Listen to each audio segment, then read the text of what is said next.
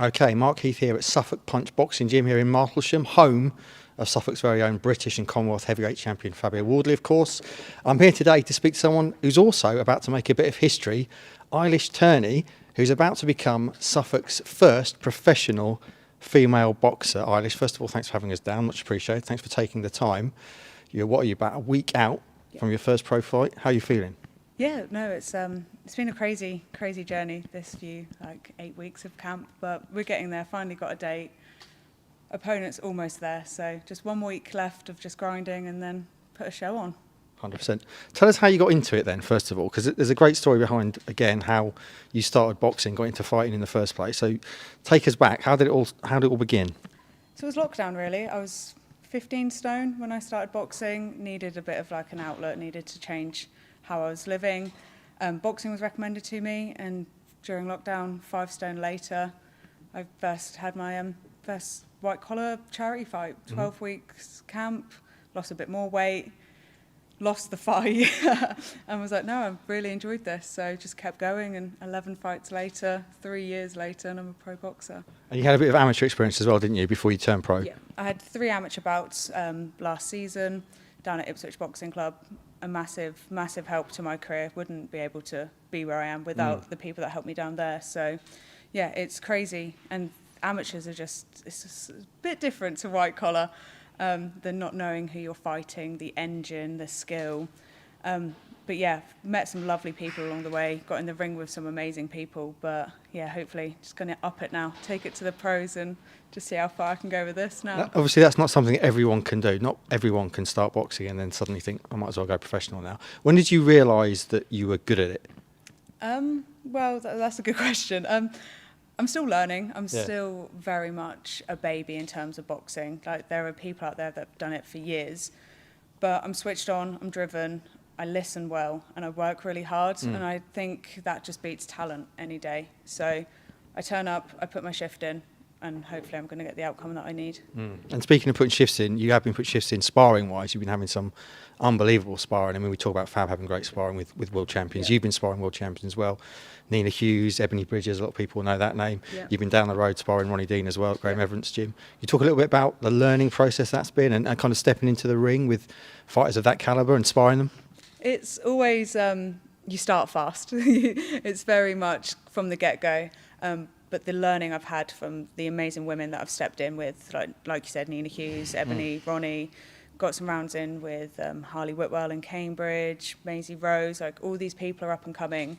And it's crazy to learn from just such a vast array of empowering female women. Yeah. And it's crazy, to do 8 to 12 rounds, with world champions when really I'm 11 fights in. They shouldn't know who I am. I shouldn't be doing it, but I turn up, we do it.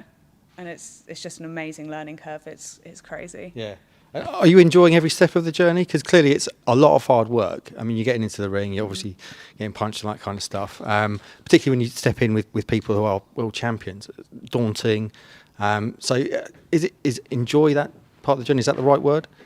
I think if I didn't enjoy it, I'd be in the wrong job. Yeah.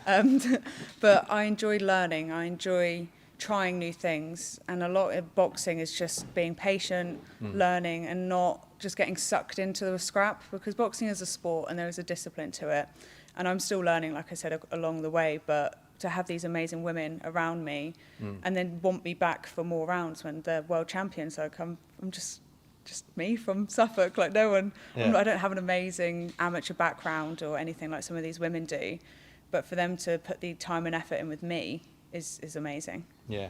How important is it to you to be a bit of a role model as well? Obviously, you talked there about being inspired by the ladies you're sparring. You're no doubt going to inspire a generation of girls in Suffolk now will see you and think, that's something I can do. There's no reason why I can't do that. Is that important to you? Very much so, especially where I was when I started my boxing journey with the weight loss and being as big as I was. Was never a massive fan of PE or anything in school, but to turn up and hopefully open the door for more women, like Fab did for me. Fab opened the door for me, so if I can give something back and hopefully open the door for a few more girls to come through, then that's incredible. Yeah, talk to me about Fab, because obviously he is the blueprint for what you're about to do. He turned pro literally straight from white collar. A lot of people said he might do this, he might do that. He's literally just basically just knocked everyone out and is now about to headline the O2, which is unbelievable. Yeah. So he's tread the path that you're about to tread. That must be fantastic to have him as someone you can kind of call on and talk to about it. Yeah, Fabio is crazy. The level, he's just levels above. There is no words for his knockout power, his boxing IQ, but he's also one of the most approachable giants I've ever met.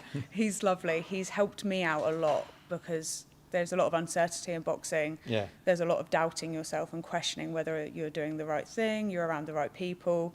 And he's just been there. He's always at the end of the phone if I need him. And he's opened the door for not only me, but whoever else wants to take that dive off, the white collar platform or the amateur platform, and see how far they can take it. Because no one believed in him, and now he's headlining the O2, which is amazing. Yeah, okay. Talk to me about your fight then. Your pro debut is at the York Hall, which is an iconic boxing venue, probably one of the most iconic in the country. Yeah. It's a week on Saturday, the 24th.